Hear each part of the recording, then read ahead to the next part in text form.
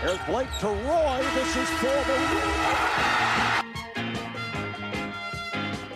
Drexler. Oh, no! It counts, and Drexler.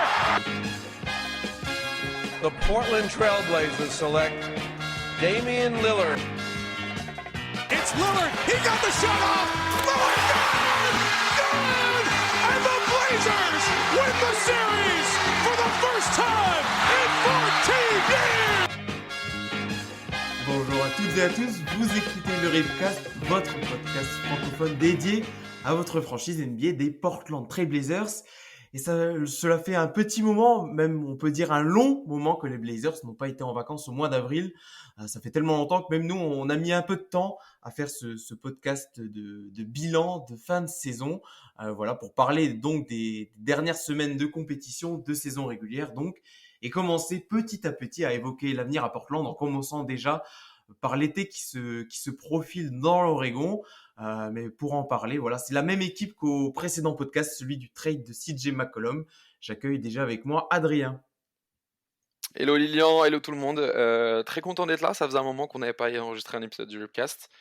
Et voilà, ça fait plaisir de se reposer un petit peu et de regarder un peu d'un œil plus éloigné ce qui se passe dans ces playoffs et aborder tout doucement l'été charnière qui nous attend avec un cap sur la loterie. Et voilà, et on va voir si notre troisième compère du soir a abordé cette fin de saison avec la même perspective. Salut Romain. Salut Lilian, salut à tous. Bah écoute, c'est aussi sympa de voir l'équipe descendre au classement et de se rapprocher du first pick. Et de se réjouir de défaites, ça change un petit peu.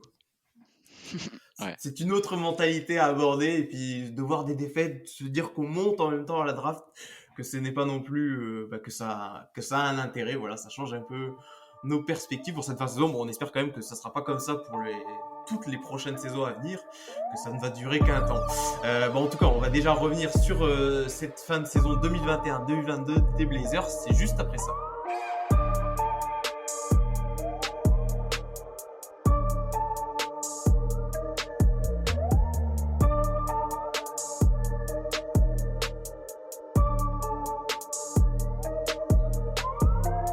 C'était une fin de saison en roue libre, donc pour tanker, voilà, comme on l'a dit, pour espérer avoir le plus haut choix à la prochaine draft, celle de 2022. Alors depuis le dernier podcast, les Blazers ont enchaîné une magnifique série de défaites, donc 5 victoires en 26 matchs pour au final terminer à la 13e position de la conférence Ouest et ainsi obtenir le 6e plus mauvais bilan de la ligue avec en tout et pour tout 27 victoires et 55 défaites.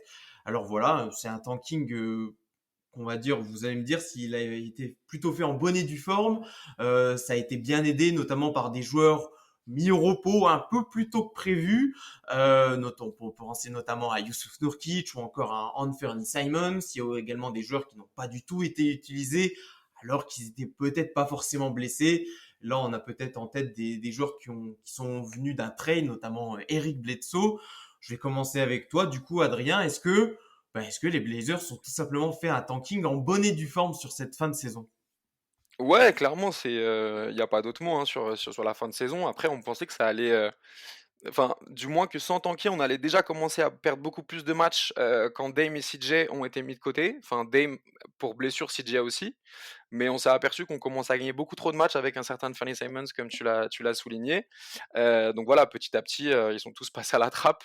Même Josh Hart, qui commence à être trop bon sur ces 13 matchs qu'il a joué en arrivant dans le trade de CJ, il a aussi été mis de côté. Et voilà, on s'est vite aperçu que si on continuait comme ça, on allait limite jouer le play-in en fait. Donc voilà, on a rendu les armes et je crois qu'on termine sur une belle série de 12 défaites en 14 matchs sur les 14 derniers matchs du coup de la saison, et donc c'est un tanking en bonne et due forme. Voilà, c'est sympa parce que du coup on voit aussi d'autres joueurs, mais voilà, on espère que ça va pas durer non plus. Voilà, une saison c'est sympa, on n'est pas non plus fan des Kings. On va pas voir CJ Leby jouer 40 minutes tous les soirs, donc voilà, on regarde ça d'un œil assez intéressé et en attente du coup de la loterie et de l'été qui nous attend, mais on espère que ça va pas trop durer et voilà. Ah oui, parce qu'on aurait même pas pensé, je crois que les 2 premières semaines après le trade, il y a eu quelques victoires presque surprises, alors que déjà l'effectif voilà, était quand même, on peut le dire, c'était l'un des pires de la ligue. Il y a notamment les coups de chaud de Josh Hart dans les premières semaines où il est arrivé. Mais au final, voilà, Romain, comme l'a dit Adrien, bah, Portland après a vraiment sorti le tank. Je pense facilement, on peut le dire, le pire effectif de la ligue sur les dernières semaines avec les absences voilà, conjuguées de Nourkic, Simon, c'est même après de Hart qui n'a plus joué sur les derniers matchs de la saison. Ouais, carrément, carrément. Je crois qu'on avait aussi un des pires net rating de la ligue, enfin un truc horrible. Mais ça a été obligé en fait. C'est dans la lignée des trades. Il a fallu qu'on enlève du talent pour descendre et voilà. Et ça a permis à Billups de tester des choses tactiquement, à certains joueurs de se développer et puis au front office de voir quels joueurs pouvaient éventuellement participer au projet dans les 2-3 prochaines années.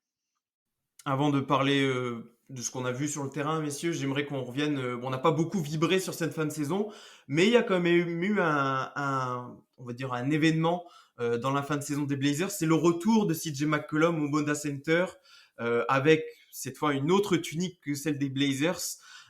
Pour la première fois de sa carrière, c'était avec celle des Pelicans donc. J'aimerais que vous avez certainement, alors, si vous n'avez pas regardé le match en direct, vous avez certainement vu des highlights, des condensés. Pour ceux qui n'ont pas forcément pu assister à cela, est-ce que vous pouvez nous dire un mot du coup de l'hommage en tout cas qu'il y a eu pour CJ McCollum au Moda Center en avant-match et puis un peu l'ambiance qu'il y avait pendant le match qui était vraiment assez particulière. Adrien pour commencer, puis Romain tu pourras enchaîner par la suite. Ouais, c'était assez émouvant parce que, quand même 8 ans, ouais, draft, 2013, 8 ans à Portland, CJ, c'est une vraie page qui se tourne. On avait déjà rejoué contre lui, à New Orleans, si je dis pas de bêtises. Heu, ou je dis peut-être une bêtise, je sais pas trop, enfin du coup quoi qu'il en soit, c'était son retour, au Moda Center, donc retour salué évidemment par les fans avec la vidéo hommage qui va bien et cetera et je pense que, l'hommage sera encore plus fort quand il y aura la cérémonie où on lui retirera son maillot parce que je pense que ça fait aucun doute, mais oui, c'était une soirée, très particulière. En plus, on était, dans une période, de tanking, ultime donc il y avait vraiment pas grand intérêt à gagner, si ce n'est leur barrer la route du play-in, qui a fait que du coup on a perdu leur pick. Mais ça, on va en parler plus tard. Mais voilà, il y en avait que pour CJ ce soir-là. En plus, il était en chaud, il était en feu. Je crois qu'il démarre avec plus de 20 points dans le premier quart-temps. C'était assez indécent. Ou pas loin en tout cas, peut-être pas 20 points, mais voilà. Et ça célébrait sur chaque panier. Je crois qu'il commence à 4 sur 4 de loin, avec Dame qui est là et tout. Donc ouais, c'était assez sympa dans cette fin de saison bien triste. C'était assez sympa de le voir s'épanouir et de le voir refouler le parquet du Moda Center. Romain, toi, qu'est-ce que tu en as pensé? Bah écoute, j'ai fait j'ai fait l'effort d'être devant mon écran pour le match. C'était assez sympa. Les fans étaient dès l'annonce des équipes. Normalement, les équipes adverses elles se font un peu boycotter. Là, il y avait vraiment de l'ambiance. Les fans vraiment lui donner tout simplement de l'amour quoi à CJ, lui montrer qu'il avait été important. Et puis après, ouais, ce début de match, c'est la petite vidéo, je crois au premier temps mort, qui avait déjà un peu circulé sur les réseaux sociaux d'ailleurs. Et puis le début de match de CJ, vraiment cool, où en gros, il se fait encourager par les fans, quoi, tout simplement, hein. Il y avait pas franchement d'enjeu de notre côté, comme l'a dit Adrien. Du coup, non, c'était sympa et je pense que c'était mérité pour lui. Il je je sais pas trop comment il a vécu au final le transfert, mais je pense qu'il méritait d'avoir son moment de gloire quoi, au Moda. Et c'était plutôt sympa, sachant que les dernières années, quand même, pour CJ à Portland, il a souvent été critiqué, un petit peu raillé, pas forcément voilà, pour ses performances sur le terrain, mais voilà, parce que dans les performances collectives et les résultats, ça ne suivait pas forcément. Donc, le voir terminer, voilà, enfin, terminer entre guillemets, non, mais d'avoir son moment à lui, au Moda Center. Je trouvais ça, l'image était vraiment sympa et puis ça témoignait voilà quand même de tout l'amour que les fans des Blazers avaient pour lui avec toutes ces années qu'il a pu passer dans l'Oregon. Alors maintenant, voilà, on referme cette mini page CJ McCollum pour revenir voilà sur la fin de saison de Portland. On peut rentrer un petit peu plus dans des aspects individuels parce qu'avant qu'on soit totalement dans la logique de tanking, sur les premières semaines juste après le trade, on a quand même vu, je trouve, des choses intéressantes, notamment avec les pièces acquises dans les trades.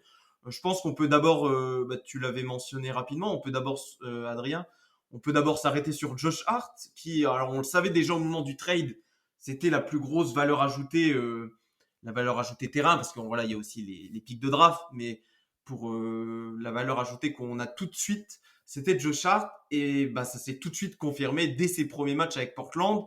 Il a été tout simplement, bah, il s'est très bien acclimaté apparemment à son nouvel environnement, Adrien. Ouais, il s'est très bien acclimaté, que ce soit au niveau du plan humain, où on sent que de toute façon, dans tous les cas, c'est un bon gars, ça on savait, c'est un gars qui va parfaitement fitter dans un effectif, etc. Et sur le terrain, ça s'est vu. D'ailleurs, c'est pour ça qu'au bout de 13 matchs, il a été mis sur le côté, parce que c'était un risque trop gros de gagner des matchs. Il a une perf à 44 points. Après, on est sur une fin de saison. euh, où voilà, où il a un rôle qu'il a jamais eu en fait finalement, mais on a vu que c'était très costaud. Sur les 13 matchs qu'il a, il tourne à 20 points de moyenne. Euh, c'est voilà, on s'est vite rendu compte que plutôt que d'être une pièce pour balancer CJ, ça pouvait être un joueur ça peut être un joueur qui peut s'inscrire dans la durée à Portland et, euh, et qui est pas forcément, on n'est pas forcément obligé de le bazarder cet été. Et c'est un joueur qui shoot, c'est un joueur qui défend dur, c'est un profil en fait qu'on n'avait pas et que Billups recherchait en fait depuis un moment. Euh, je, je mettrais son arrivée avec, en duo avec celle de Winslow, où en fait on a deux gars qui arrivent et qui se mettent dans la rotation et qui se mettent à défendre sur les ailes, etc. Et on avait besoin de ce genre de chien-là. Et Billups, voilà, c'est le genre de gars qui cherchait tout simplement. Et là, en l'espace de seulement 13 matchs, il est venu se greffer au noyau Dame, Anferni, Nurkic, Nasir Little.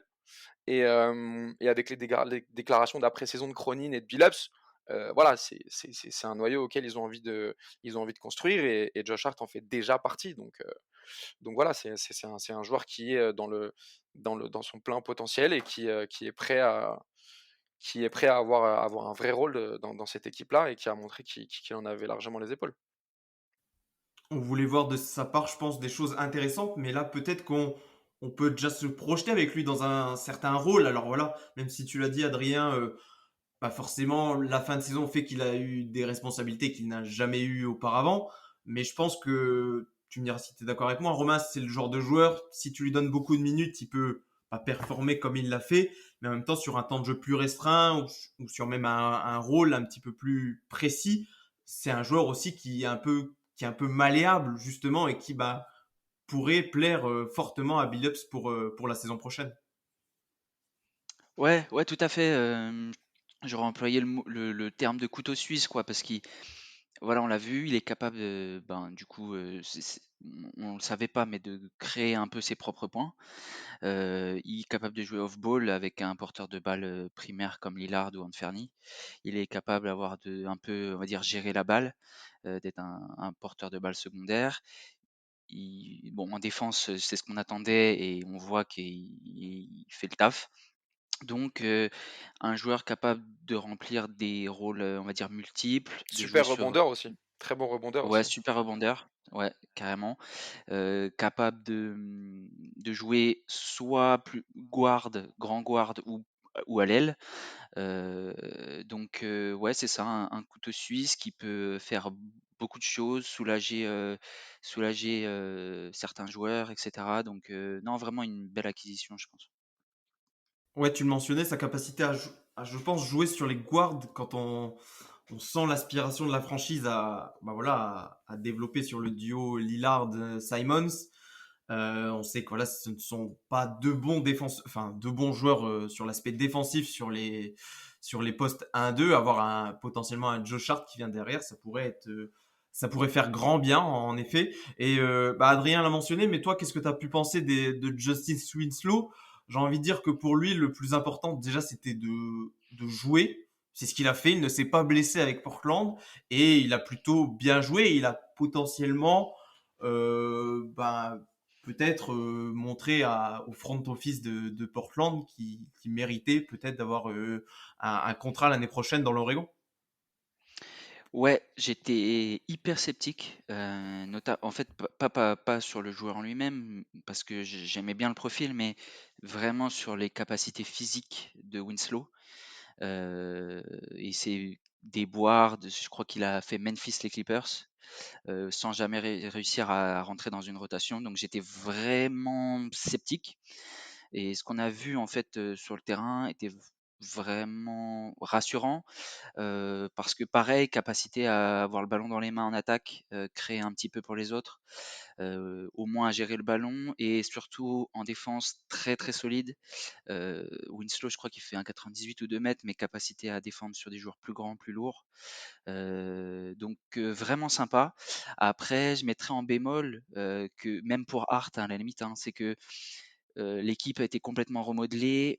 Les autres équipes avaient compris qu'on jouait plus rien. Je suis pas sûr qu'on avait été très bien scouté. On a eu 2-3 belles victoires. Je crois qu'il y a eu Memphis-Milwaukee à l'extérieur. Mais je sais pas non plus quelle valeur on peut donner à ces victoires et aux prestations de Hart et Winslow. Mais bon, quand même rassurant dans l'ensemble. Ouais, je pense que avant de te redonner la parole, Adrien, pour tout ce qui est ce bilan de fin de saison, alors voilà, Portland a rarement connu ces dernières années des fins de saison en roue libre, mais même les quelques fois où il y avait eu, comment dire, 2-3 matchs qui ne comptaient plus vraiment dans le classement final, faut pas vraiment, on peut s'y fier, mais il faut pas non plus donner une trop grande importance, comme tu le dis, Romain, à ces matchs de fin de saison. On se rappelle, j'ai en tête le match. C'était peut-être il y a 2 ans quand le match où Anthony Simons fait une grosse performance face aux Kings. Ce soir-là, il y avait aussi Skal Labissière qui avait fait une grosse performance. On a connu il n'a pas fait avec les Blazers, son avenir s'est dissipé très rapidement. Donc, puis il y a beaucoup d'exemples comme ça. Moi, j'avais en tête un exemple ça c'est date d'il y a maintenant plusieurs années, d'un Ramon Sessions, je crois, qui avait fait un énorme double-double sur un match de fin de saison. Voilà, Ramon Sessions, vous vous doutez bien qu'il avait pas continué avec Portland dans les années qui ont suivi. Donc voilà, tout est à prendre entre guillemets, mais voilà, c'est intéressant peut-être pour ce qu'on va aborder maintenant.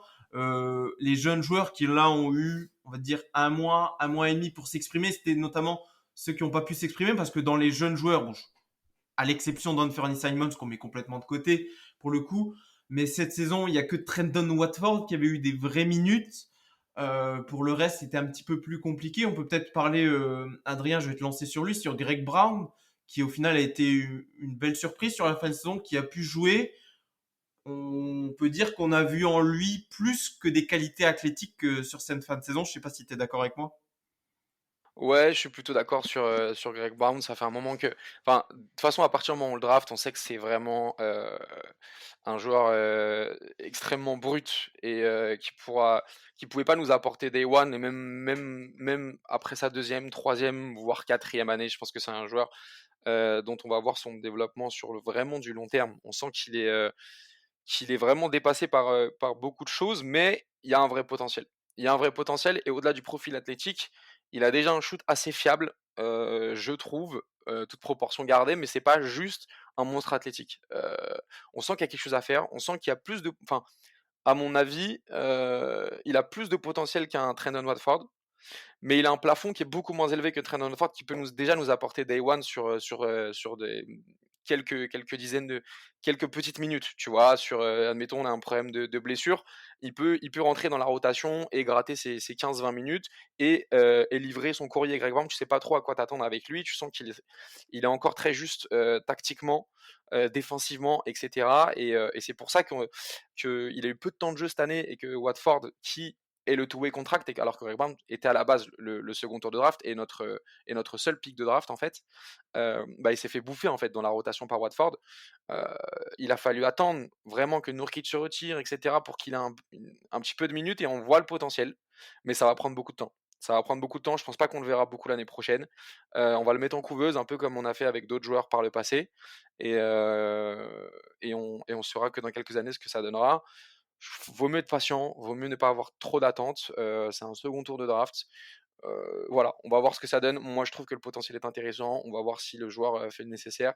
Mais le vrai gars de Chauncey Billups, comme tu l'as dit, c'est vraiment un Trendon Watford qui peut nous apporter, qui peut déjà nous apporter une vraie production avec et que déjà on l'a vu par le rôle qu'il avait déjà à l'université, et il est en train de nous montrer ce qu'il avait. Pourtant c'est un two-way, donc voilà, laissons du temps à Greg Brown, donnons les minutes que Watford mérite, parce que ça a vraiment l'air d'être le gars de Billups clairement, et on verra bien l'année prochaine. Et juste pour revenir sur Winslow, même si tu l'as dit, évidemment les fins de saison c'est pas toujours les choses sur lesquelles il faut se baser. C'est quand même important de voir que Winslow a réussi à récupérer du rythme. Tu vois, ce genre de signaux qui sont importants, je trouve, qui est un peu le joueur à tout faire qu'on avait vu à Miami. Maintenant, il ne faudra pas s'y fier totalement, mais j'ai l'impression qu'on mise quand même pas mal dessus, parce que je parlais du noyau dont Billups et Cronin parlaient autour de Lillard, Simons, Nurkic,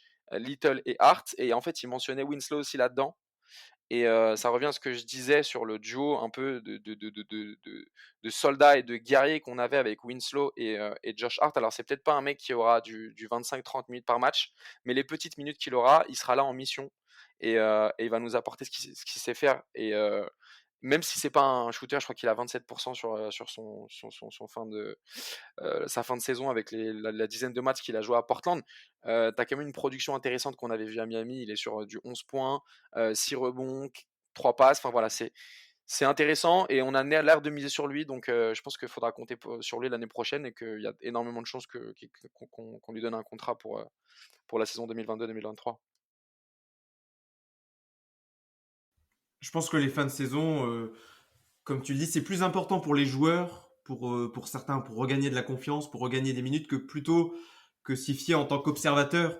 Je pense que pour Totalement. les joueurs, c'est important. Voilà, regagner des minutes, peut potentiellement convaincre des front office de leur redonner confiance, plus que pour nous, voilà, pour en tirer des Totalement. conclusions plus long-termistes. Romain, je vais te relancer sur Greg Brown. Voilà, Adrien a dit de ne pas être trop impatient. J'ai envie de dire, maintenant qu'on l'a vu, ça nous a mis un petit peu en appétit. Qu'est-ce que toi, tu as vu chez lui qui t'a, au-delà voilà, de ses qualités athlétiques, comme on l'a déjà mentionné, qu'est-ce qui t'a plu et potentiellement que tu as envie, que tu aimerais revoir pour l'année prochaine, et que tu aimerais voir qu'il travaille sur cet été pour potentiellement que l'année prochaine, il puisse apporter? Je vais pas être très original. Adrien en a parlé, mais c'est son shoot. On a vu qu'il pouvait mettre des 3 points. Du coup, ça lui permet tout de suite, parce qu'au début, on l'envisageait un peu comme un 4 ou peut-être un pivot un peu small ball. Et du coup, là, en fait, tu peux te dire que tu peux l'utiliser 4 puisqu'il peut écarter un peu le jeu. Et puis après, sinon, vraiment, là où il doit progresser, c'est la discipline, la compréhension du jeu, etc. Il y a encore beaucoup à faire, mais bon, enfin, je pense que c'est possible. On a déjà vu ce type de joueur avoir des déclics, et tout d'un coup, le jeu ralentit et tout devient un peu plus facile, puisque vu qu'il a un physique incroyable, je pense qu'il lui faut, il faut pas beaucoup pour craquer pour atteindre le niveau espéré, quoi. Romain, tu gardes la parole. Quels autres jeunes joueurs qu'on n'avait pas forcément vus jusque-là ont intéressé ton regard sur cette fin de saison? Bah écoute, pareil, pas très original, mais Trendon Watford, j'ai vraiment beaucoup apprécié. Pour le coup, j'ai bien aimé les moments en fait où il passait en pivot small ball. Donc il est un peu petit, c'est peut-être pas forcément là où il jouera tout le temps, mais en même temps il donne quelque chose d'assez, comment ça s'appelle, qu'on n'avait pas vraiment, c'est-à-dire ce joueur capable d'être très mobile, de jouer pivot, euh, du coup de pouvoir un peu switcher partout en défense. Et en attaque, ouais, pareil, capacité en fait à lire le jeu derrière le pick and roll et un bon petit flotteur. Donc franchement, Trendon Watford, moi j'ai beaucoup d'espoir sur lui. Donc pareil, j'essaye de me freiner un peu parce que c'est une fin de saison et qu'on peut pas tout miser là-dessus, mais j'aime bien le joueur.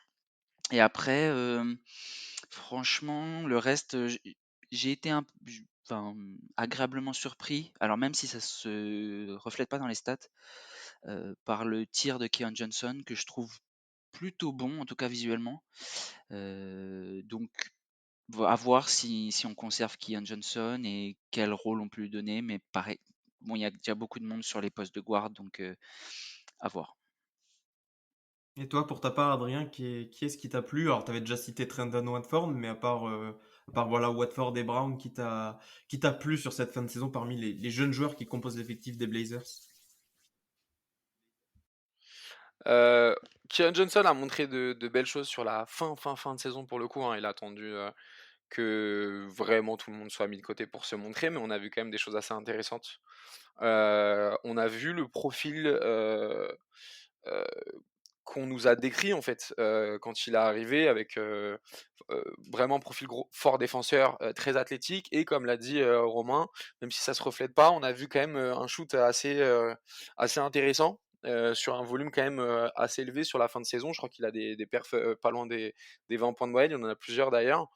Et donc Ian Johnson, pourquoi pas, faut qu'on en voit plus, mais comme a dit Romain, c'est tellement bouché sur les postes de garde que ça va être dur de voir son évolution. Euh, voilà, on va être patient sur Keon, mais ça va être compliqué en termes de minutes d'aller gratter quand tu vois les mecs qu'il y a devant. Et toujours sur le poste de guard, j'ai bien aimé la fin de saison de Brandon Williams, le meneur qu'on a récupéré à la base sur un contrat de 10 jours et qui, sans même avoir joué plus de 10 minutes chez nous, a d'ores et déjà assuré son two-way contract pour l'année prochaine. Donc en fait, je pense que c'est un joueur euh, pareil, dont le staff euh, est, est très confiant pour la saison prochaine. Après, encore une fois, le rôle qu'il va avoir, ça va être compliqué quand tu vois qu'il y a Simons et Dame Lillard en porteur de balle devant, mais j'ai bien aimé sa gestion sur les 25 derniers matchs et j'ai bien aimé voilà, j'allais dire son shoot, mais en fait, ses statistiques sont pas dingues, mais j'ai bien aimé ça, voilà, le fait que ce soit un bon meneur gestionnaire, il a fait des belles perfs et tout, donc c'est assez sympa. Il a l'air d'être en fait, on dirait un joueur un peu, pas vétéran, mais un joueur de 25-26 ans dans son comportement, et en fait, il en a que 22. Donc faut voir, pareil, pas placer trop d'espoir. Et je trouve que Drew Eubanks a montré de belles choses. Il a un bon toucher, chose que Nurkic n'a pas. Après, encore une fois, on est sur une fin de saison où on a affronté des équipes qui jouaient pas grand-chose, où il a eu des minutes qu'il n'aurait pas eu d'habitude, mais je pense que Drew Eubanks il peut gratter sa place derrière Nurkic l'année saison prochaine parce que pour le coup, dans l'effectif, on n'a aucun pivot backup de Nurk. Donc Drew Eubanks, qu'on a pareil essayé sur un contrat de 10 jours sur la fin de saison, je pense qu'il peut gratter un poste pour la saison prochaine et que ça sera loin d'être immérité. Eh bien voilà, la transition est toute trouvée. Je voulais qu'on parle un petit peu de ces... Bah forcément, dans une fin de saison tanking, il y a des joueurs un petit peu inconnus qui apparaissent dans l'effectif avec bah voilà, les joueurs qu'on met au repos. Il faut quand même présenter une dizaine pardon, de joueurs sur la feuille de match. Et tu as parlé de Drew Eubanks, justement, qui fait un petit peu partie de cela. Alors, Drew Eubanks, c'est pas forcément un joueur totalement inconnu en NBA. Certains ont pu entendre son nom du côté notamment de San Antonio. Il y en a eu d'autres, voilà, tu le citais, Brandon Williams, qui était pour le coup à un contrat de 10 jours. Il y a également Didi Lousada, qui est arrivé dans le trade de New Orleans, qu'on a au final très peu vu en NBA parce qu'il avait été envoyé par les Pélicans jouer en Australie, il me semble. Donc voilà, parmi justement, bah voilà, on peut un peu les évoquer. Ces joueurs qu'on ne connaissait pas vraiment, il y en a eu d'autres. Il y a eu Elijah Hughes également. Voilà, on va pas tous les citer, mais est-ce qu'il y en a quelques-uns qui vous ont tapé dans l'œil? Bah voilà, Romain, toi, alors Adrien a cité Drew Eubanks, mais est-ce que par exemple il y en a un autre joueur qui t'a plu de ces joueurs entre guillemets no name ou inconnus sur cette fin de saison? Non, je vais pas mentir, j'ai pas trouvé grand-chose. le principal problème de Didi Louzada et de Hughes, c'est que eux aussi, c'est des 2-3 et que du coup, même dans le tanking, ils n'avaient pas forcément énormément de minutes. Donc, difficile pour eux de se démarquer. Euh, Didi Louzada, il me semble que c'était un gros, enfin, en tout cas, un bon potentiel en sortie de draft, qui a eu, qui a eu quelques soucis. Physiquement, il peut apporter quelque chose, il est très long. Donc, c'est vrai que nous, on a un effectif plutôt petit, donc pourquoi pas, mais à part ça, j'avoue que j'ai pas noté de choses j'ai pas vu grand chose, quoi.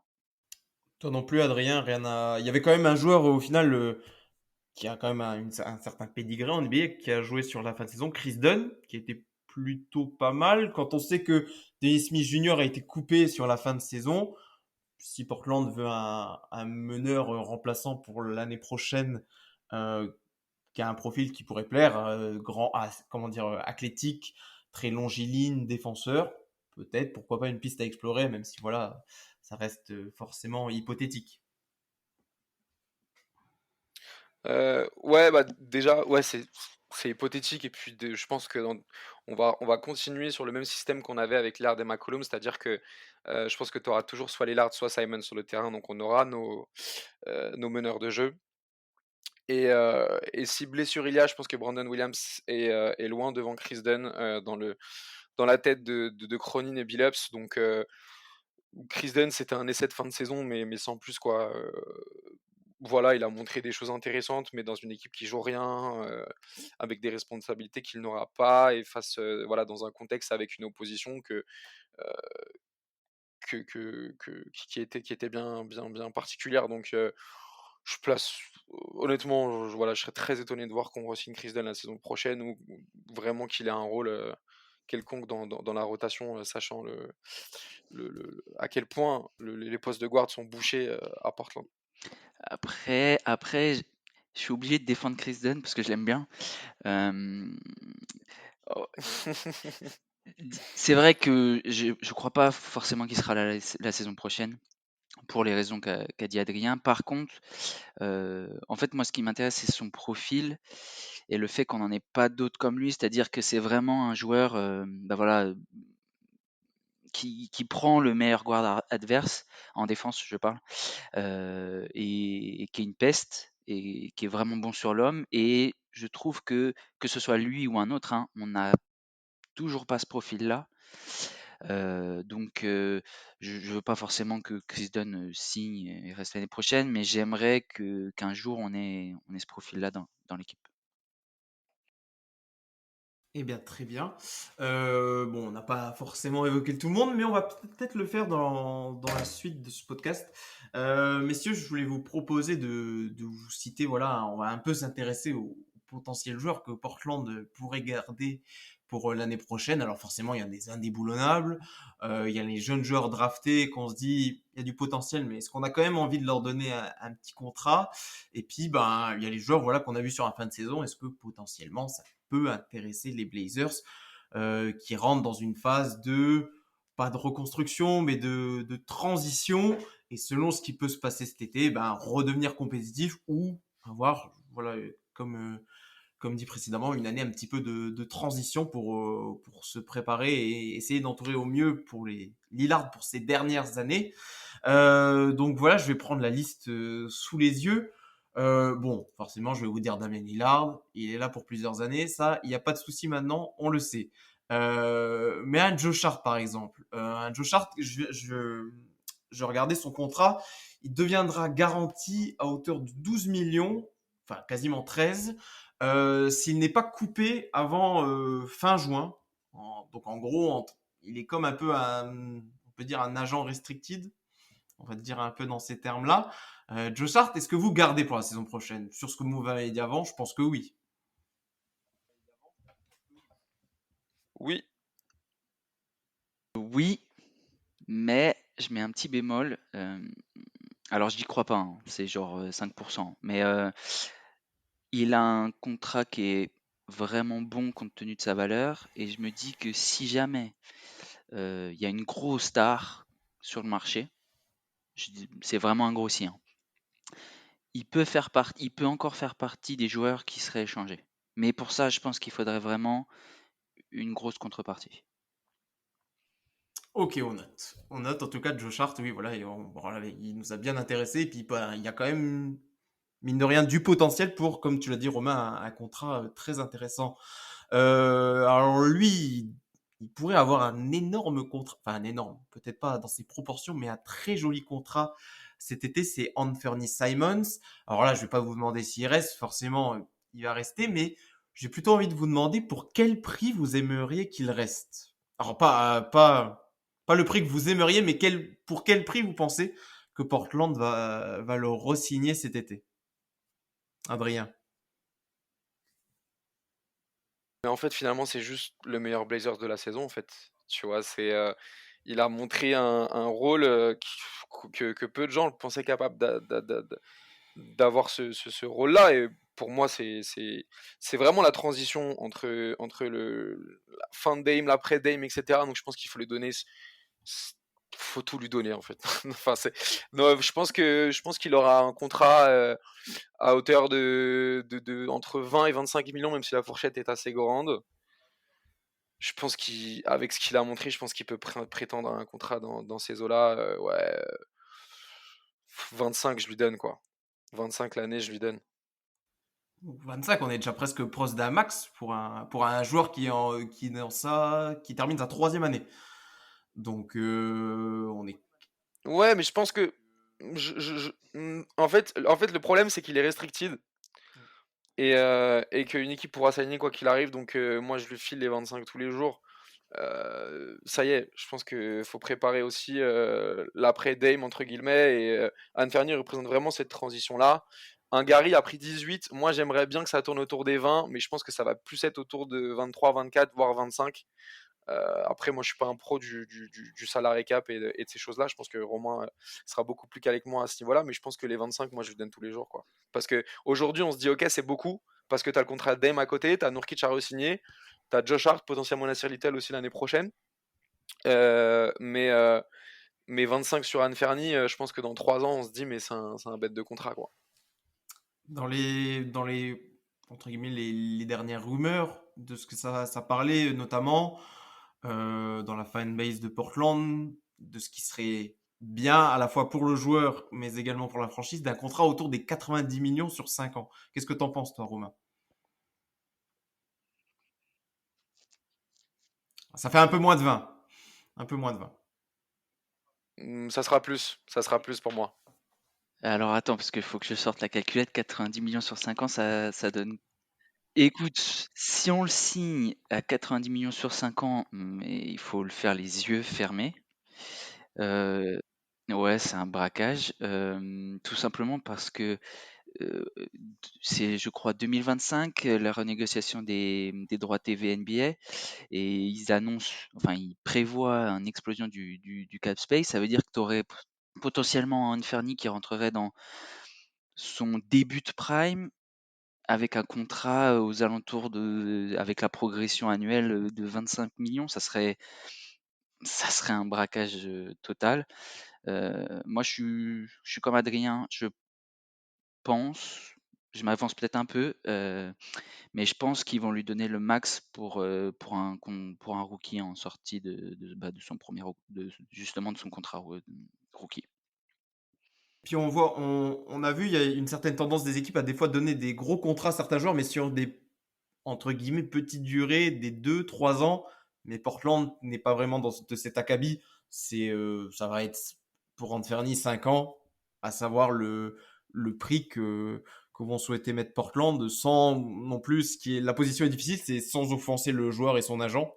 Donc, essayer de pas lui donner non plus le max, mais en même temps, il ne faut pas non plus lui donner une somme qui est en dessous de la valeur de ce que peut penser le joueur et ses proches.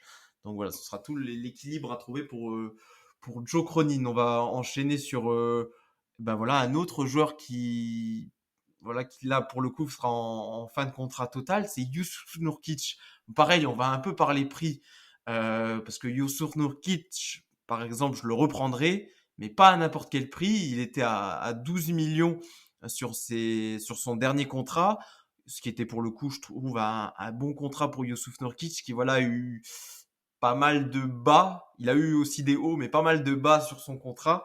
Alors, je pense qu'on est tous d'accord là-dessus. On veut bien voir revenir Yusuf Nurkic, mais pour quel prix, Adrien? Bah, je pense que Nourk, au fur et à mesure de la saison, sa situation sur est-ce qu'il reste, est-ce qu'il part, elle a beaucoup évolué, mais au moment du trade de CJ et Norman Powell, on lui a dit vraiment, on continue avec toi cet été, et je pense qu'il y a vraiment un commun accord entre le trio Billups, Dame, Cronin, avec Nurkic. Je pense que Nurkic, il a envie de s'inscrire aussi dans la durée aussi, et que du coup, je pense qu'il sera pas trop gourmand. Après, faut pas oublier que son agent c'est Rich Paul, et faut pas oublier que Rich Paul il est gourmand. Donc voilà, j'espère que Nurkic fera un geste entre guillemets, parce que il nous sort des saisons qui sont, même s'il a des raisons qui sont quand même très décevantes, malgré le fait qu'il a un profil qui reste quand même rare aujourd'hui pour un pivot. Et on a beau le critiquer, j'ai beau être le premier à le critiquer sur la saison frauduleuse qu'il a fait sur les premiers mois, qui ont forcément joué dans notre mauvais début de saison, et sur son attitude surtout. Mais aujourd'hui, je pense qu'une équipe peut tout à fait lui donner un contrat à 18 millions la saison. Mais j'espère qu'on le re-signera plus autour des 15-16, quoi. Un petit 45 sur 3 ans, pour moi, ça me paraît, même sur 2 ans, un 30 millions sur 2 ans, ou sur 3 ans, mais au-delà de 15-16 millions la saison, ça m'embêterait un petit peu, quoi. Tu lui redonnes le même contrat, voire un peu plus, après le contrat qu'il a fait et la blessure qu'il a eue pendant ce contrat. Bah, aujourd'hui, un joueur comme Yusuf Nurkic, avec le profil qu'il a, 12 millions la saison, c'est. Enfin, comme je t'ai dit, moi je suis persuadé qu'il y a une équipe qui peut lui mettre 18 millions sur la table tous les jours, tu vois. Aujourd'hui, tu regardes les pivots qui touchent ces salaires-là, Nurkic, c'est pareil, voire meilleur, tu vois. Donc, je pense qu'il peut tout simplement, de par la rareté de son profil, il peut prétendre à un salaire qui avoisine les 20 millions la saison, tu vois. Donc, lui donner 12, enfin, qu'il accepte de prendre 12, ça m'étonnerait beaucoup. Je pense que ça sera plus autour des 15-16, tu vois. Et même si on. Enfin, en fait, 18, je pense que même lui, de lui-même, enfin, tu peux pas prendre 18 avec le visage que tu as montré ces dernières saisons. J'espère qu'on va pas faire l'erreur de. Parce que là, ça serait vraiment embêtant. Je pense que ça va tourner autour de 15. Mais 12, s'il signe à 12, c'est jackpot, quoi. Mais ça m'étonnerait énormément. Après, c'est un profil rare, mais toutes les équipes n'aiment pas ce genre de profil pour un pivot. C'est aussi ça Il n'a pas forcément toutes les équipes qui vont vraiment toquer à son portillon, je pense. Qu'est-ce que toi, tu en penses, Romain? Je suis allé un peu aller voir les contrats pour les pivots du range de Nurkic. T'as Valanciunas qui a 15 millions de moyenne. T'as Steven Adams à 18 millions de moyenne.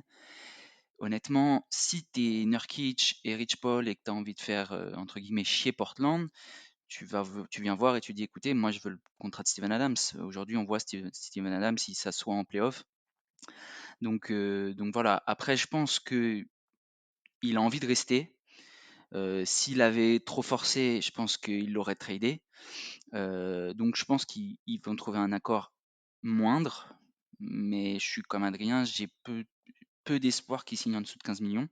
Après, le truc qui peut jouer, c'est que peut-être que soit il signe un contrat court et il va prendre un montant assez élevé, soit il se dit j'ai envie de rester plus longtemps, et peut-être que là ils vont lisser son salaire.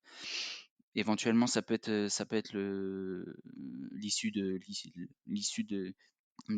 ce cours, quoi. Mais honnêtement, j'ai du mal à le voir à moins de 15 millions. Ouais. Et puis le petit souci pour Portland, pour entre guillemets mettre la pression à Nurkic, c'est qu'il y a très peu de pivots sur le marché cet été. Et c'est donc ce qui va peut-être contraindre Portland à signer, comme tu le disais, Adrien, Nurkic aux alentours de 15, peut-être monter jusqu'à 18 millions. Et c'est peut-être là où Portland va être coincé. Le fait qu'il n'y a pas beaucoup d'offres, donc forcément, tu te rabats sur ce qui reste. Et souvent, les joueurs qui sont en fin de contrat dans ton équipe, c'est ceux que tu es le plus à même de signer. Donc voilà. On va peut-être passer à d'autres joueurs qui sont en fin de contrat. et qui là, bon, c'est un petit peu moins, on va dire, qui sont un petit peu moins prépondérants dans l'effectif de Portland.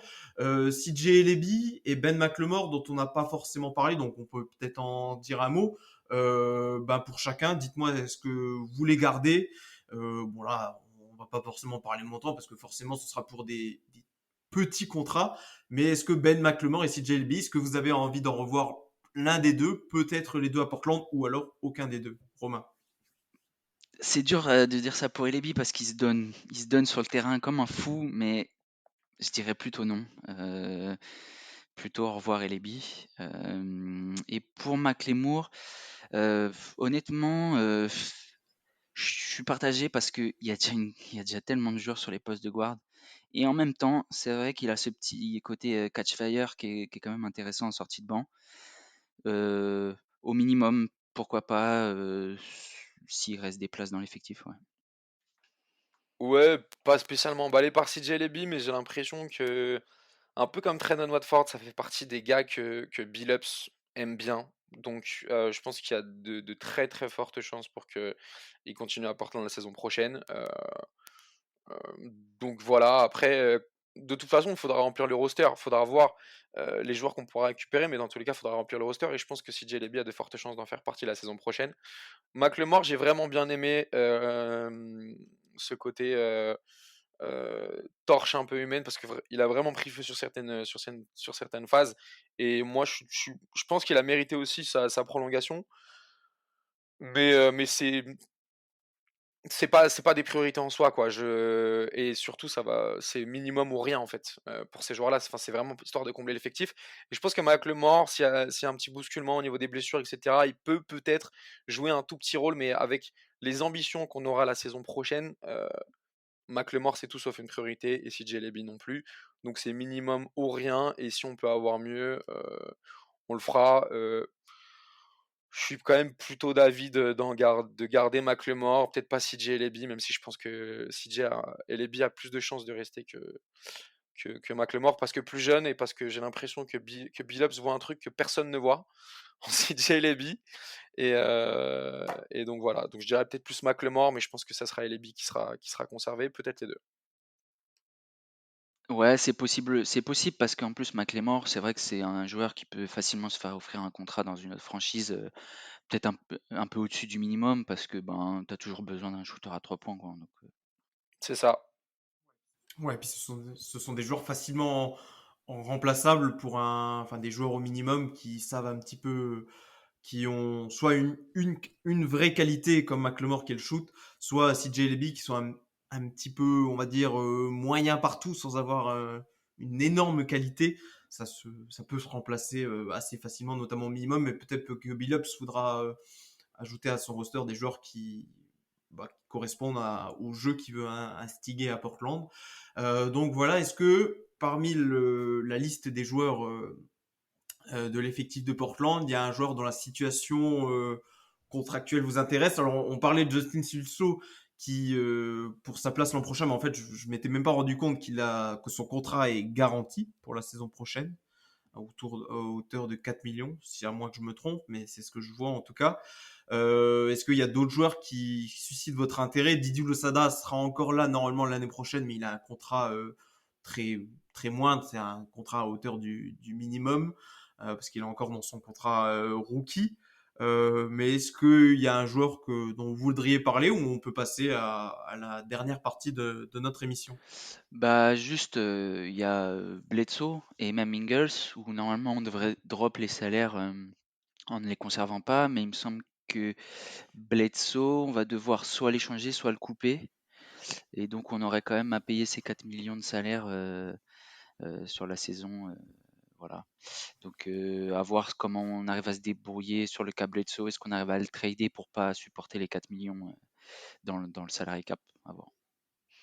Mais tu fais bien peut-être de parler d'Ingles, parce que j'ai écouté quelques podcasts US sur sur Portland, et ça parlait. Alors il y en a beaucoup, bah voilà, comme nous, au moment du trade et même les quelques semaines après, Joe Ingles, bon, on s'est dit voilà, ça c'est une partie pour faciliter l'échange, mais au final il ne restera pas à Portland. et il y avait un vent comme quoi, apparemment, dans tout le processus de rééducation, qu'il était assez impliqué avec le staff des Blazers. Et pour illustrer le fait que le staff était impliqué, c'est notamment Mike Richman de Lockdown Blazers qui disait que Joe Ingles s'est fait opérer, il me semble que c'était le genou, sa blessure. Vous me corrigez si je me trompe. Et il s'est fait opérer à Chicago. Et il y a notamment un membre du staff médical des Blazers qui s'est rendu à Chicago au moment de son opération pour bah, voilà, pas superviser, mais en tout cas se tenir au courant de l'avancée de la blessure de Joe Ingles. Donc voilà, ça peut montrer un petit peu l'intérêt des Blazers pour l'ancien ou peut-être ex-nouveau joueur du Jazz. Qu'est-ce que t'en penses, toi, Romain, sur le profil, en tout cas, Joe Ingles? Ouais, bah, le profil, il me semble comme a dit Adrien, ils en ont parlé et qu'ils étaient intéressés parce que ça fait encore un porteur de balle secondaire de plus. Donc, c'est intéressant d'avoir ces joueurs-là capables de porter la balle, soit quand Lillard n'est pas là, ou même quand il est là pour un peu le soulager. Après, voilà, la seule interrogation que j'ai avec lui, bah, c'est le niveau athlétique qu'il doit retrouver après sa blessure. Et c'est pour ça que en fait, c'est le minimum ou rien. C'est que il est quand même plutôt en fin de carrière, donc tu as quand même un risque. T'as quand même un risque avec lui de ne pas le retrouver au niveau où il était. Donc oui, franchement, s'il est là au minimum et qu'il retrouve un niveau décent athlétique, franchement, c'est bien. Donc voilà, c'est sur Joe Ingles qu'on va terminer un petit peu voilà cette liste des joueurs qu'on aimerait peut-être revoir l'année prochaine à Portland. Et justement, on va terminer ce podcast par entre guillemets donner un peu le calendrier de l'été là des Blazers qui va se profiler. Il y aura d'abord la loterie mi-mai. Le 17 pour être précis. Il y aura ensuite par rapport à cette loterie qui définira l'ordre des 14 premiers choix de la draft, et cette dernière, elle se déroulera à peu près fin juin, le 23. Et puis après, on entrera bien sûr dans tout ce qui est période de free agency. Mais on voulait juste dire un mot parce qu'il y a quand même eu un impact sur cette fin de saison. Portland, voilà, a bien son pic et devrait en avoir un plutôt bon à la draft par rapport au fait qu'ils ont eu le sixième pire bilan de la ligue cette saison. Mais Portland aurait pu avoir loterie pick et au final ça ne sera pas le cas et c'est lié par rapport à la qualification en playoff de la Nouvelle-Orléans. Voilà, si les Pelicans ne s'étaient pas qualifiés en playoff, le pick nous serait revenu. Est-ce que Adrien, tu peux un peu nous faire le déroulé des faits, comme quoi pourquoi New Orleans récupère son pick, comment ils ont fait justement, enfin non, ils ne récupèrent pas leur pick, mais comment ça se fait que celui-ci nous file entre les doigts et que je crois qu'il tombera entre les mains des Hornets, si je ne dis pas de bêtises, vu qu'il est hors loterie. Ouais, bah en fait c'est simple, c'est dans le trade pour CJ McCollum, il y a plus ou moins un pari qui a été réalisé par le staff des Blazers et Joe Cronin, qui a été de récupérer le pick des Pelicans dans le cas où ces derniers manquaient les playoffs, ou bien récupérer un pick top 4, donc c'était protégé 1 à 5, et si New Orleans manquait les playoffs sans tomber dans le top 4, en fait on récupérait leur pick. Bon, il y avait très peu de chances qu'ils terminent dans le top 4, donc en fait c'était clairement, si New Orleans va en playoff, le pick revient à Charlotte et nous on récupère un pick des Bucks en 2025, donc ce qui s'est passé. Et s'il venait à manquer les playoffs, c'était nous qui le récupérions, donc on avait 2 premiers tours de draft loterie, ce qui ne s'est évidemment pas produit, donc pari perdant de la part du staff des Blazers, et on se retrouve avec uniquement notre premier tour de draft cette année avec le 6e plus mauvais bilan du coup de la ligue, en attendant la loterie le 17 mai prochain, en espérant le plus haut pic de draft possible. Alors ça impacte évidemment la draft en elle-même déjà pour Portland, les choix potentiels qu'aurait pu faire le staff, mais ça impacte aussi forcément des trades potentiels dans cet été, voire après pour les futures années. C'est quand même là que Adrien l'a parfaitement résumé, c'est le pari, voilà, et le pari est raté pour Joe Cronin au final avec il y a eu des circonstances qui ont fait que le fait que les Lakers n'aillent même pas au play-in, je pense que c'était pas prévu dans le plan. Le fait que Paul George ne joue pas le play-in face aux Pels, ça a aussi joué là-dedans. Mais pour le coup, c'est un premier gros coup dur pour Joe Cronin, Romain. Ouais. Il me semble qu'on avait dit dans le dernier podcast que un des petits bémols des trades de Cronin, c'était le fait qu'il n'avait pas forcément récupéré assez de picks dans ses différents trades. Bon, bah là, ça accentue ce point-là. Après, le pick des Bucks en 2025, alors c'est très difficile de connaître, de voir sa valeur, mais en tout cas, il est tradable dès maintenant. Donc, on a quand même 2 picks à pouvoir trader, 2 picks de premier tour. Mais effectivement, un pick loterie, c'est quand même une belle valeur, que ce soit dans le joueur que tu peux récupérer à la draft ou dans un éventuel trade. Donc oui, ça reste un coup dur. Ce qui fait mal aussi, c'est qu'on envoie CJ et finalement on les renforce et du coup ils parviennent à atteindre les playoffs et donc on récupère pas leur pick et voilà, ça fait mal parce que c'était un asset qui année, comme tu l'as dit, Lilian, peut-être nous permet de récupérer un gros joueur, notamment Jeremy Grant dont on a parlé, dont on a entendu beaucoup parler et dans un été charnière. Donc c'est là que ça fait un peu mal et c'est là qu'on se dit que finalement, c'est là on peut commencer déjà à tirer des petites conclusions sur les trades qui ont été réalisés en janvier, comme l'a dit Romain, et ça a été un petit pari perdant tout de même, faut bien l'avouer pour Joe Cronin. Après, on a beau dire ouais, on n'attendait pas les Lakers à ce niveau si faible, on a beau dire Paul George, etc., mais on n'avait peut-être pas non plus à miser sur ce genre de choses pour récupérer un premier tour de draft. Je pense que dans la contrepartie qu'on a échangé, on aurait dû, pour moi, s'assurer un premier tour de draft clair, etc. Donc après voilà, si on reste basé sur on aurait dû, c'est compliqué. Maintenant, il faut avancer, mais ça reste un premier pari perdant pour Cronin. Et voilà, donc Portland n'aura qu'un seul lottery pick qui devrait être, voilà, alors selon les chances de la loterie, il y a une 37% de chances qu'il soit dans le top 4, mais la majorité des chances c'est qu'il soit compris dans un range entre 7, 8. Donc voilà, sachant que bon, on en parlera dans un prochain épisode, mais la draft n'est pas non plus si qualitative que ça au-delà du top 4-5. Donc voilà, il faudrait pour Portland avoir un petit peu de chance au hasard pour avoir le plus haut pick possible. Mais voilà, on parlera de la draft, de la free agency dans les futurs épisodes du podcast. On aura évidemment le temps d'y revenir vu que voilà, pour la première fois depuis 8 ans, il n'y a pas de playoff dans l'Oregon. Ça change un peu les perspectives de l'été. Donc voilà, si vous avez rien à rajouter, messieurs, on va pouvoir conclure cet épisode de bilan de fin de saison. Non, juste un petit mot sur le fait que faut pas non plus désespérer. On a quand même créé avec les trades le moyen de bouger, etc. Voilà, faut attendre la fin la fin de l'été pour vraiment juger de tout ça. Faut pas non plus trop s'auto-flageller avant d'avoir vu les moves qui vont être faits pendant l'été.